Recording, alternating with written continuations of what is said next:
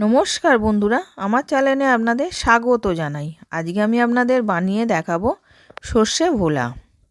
প্রথমে আমি মাছটাকে ভালো করে ধুয়ে নুন হলুদ মাখিয়ে রেখে দিয়েছিলাম।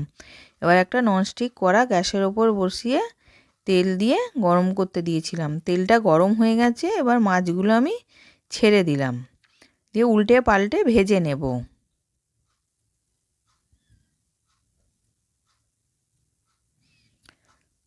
এবার মাছগুলো ভাজা হয়ে গেছে, আমি তুলে নিচ্ছি।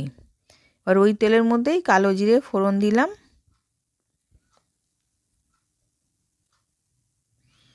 একটা টমেটো পেস্ট দিলাম, দিয়ে ভালো করে ভেজে নেব।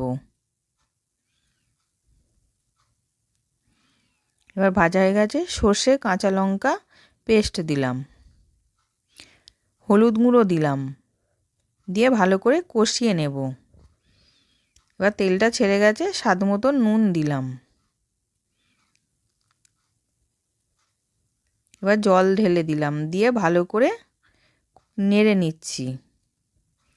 এবার জলটা ফুটে গেলে আমি মাছটা ছেড়ে দেব। এবার গ্রেভিটা ফুটে গেছে, আমি কাঁচা লঙ্কা কুচি দিলাম, মাছগুলোকে দিয়ে দিচ্ছি।